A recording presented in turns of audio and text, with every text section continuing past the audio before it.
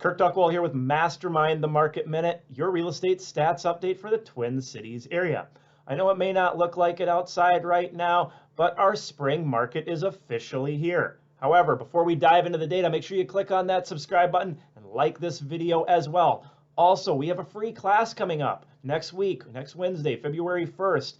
In Roseville at 6:30, Hack Home Buying, where we cover deal hunting, shopping for mortgages, spotting red flags online, and so much more. Love to see you come out to that. I'll put a link below in this video and in the blog post as well.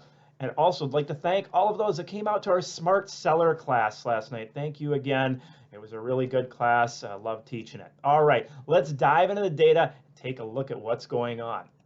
All right, showings per week, per listing, median sale price range here in the Twin Cities.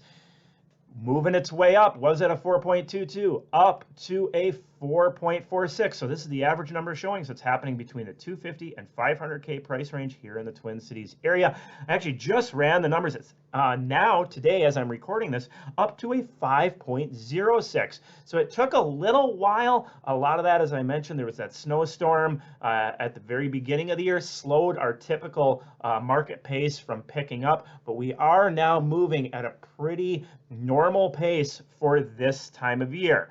That said, the last couple of years were abnormal, right? They were really moving crazy fast. So it was at a 7.75 last year, so we're down by 42%. Total number of showings, 2334. Again, pretty normal when we were looking back at 2018, 2019, even the beginning of 2020, we were seeing pretty normal rates like this. Okay, comparison to last year though, 3458.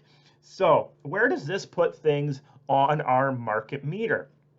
Well, our market meter is moving. It's moving fast. Big jumps. It was at a 4.9, now up to a 5.91. So what does that mean for buyers and sellers out there? Well, looking at our market meter scale, we were sitting about here at the 4.9 in balanced market, now a 5.91. We're just about to transition into that seller's market range. So that's the spring market that I'm talking about. Supply and demand. The buyers are getting out there. They're shopping right now.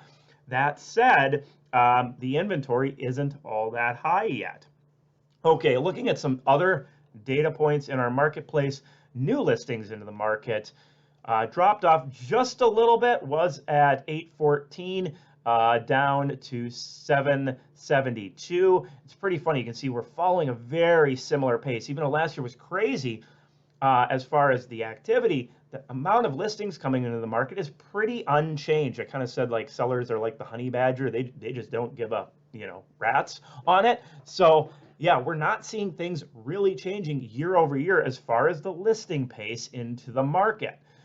Pending sales. So with pending sales, we're seeing that on the rise, 391 up to 549, and inventory of homes is starting to spread a little bit more. So our inventory did move up a bit, 6,060 up to 6,111, and our spread is at 21% out there.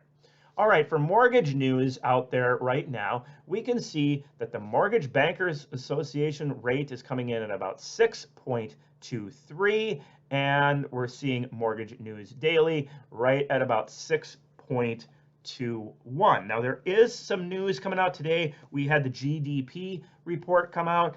Didn't really change rates much. The one to keep an eye out for is on February 3rd. The unemployment news could move rates depending on where that falls. All right, so ultimately, where do you want to put yourself mindset-wise as a buyer or seller out there right now? For sellers, I'd be really, if you really want to maximize the sale price, as I say, I've said this a few weeks running now, if you wait until it's green, you're going to miss out on some green. We know that peak activity week is like March 15th to March 21st time frame. So if you want to maximize your sale price, start preparing, getting ready to go to market. Now it's always nice to try to hit it before it peaks versus trying to chase a market that's moving down. For buyers, though, this is where you're going to need to start changing your mindset that the deals might not just be right in front of your face. You might need to do some deal hunting. I'm going to put a link again in this video down below, or a blog post to some deal hunting tips. Hopefully you found this information valuable. Take care, be safe, and as always, if you have any questions, please feel free to reach out. And again, click on that subscribe button and like button. See you next week.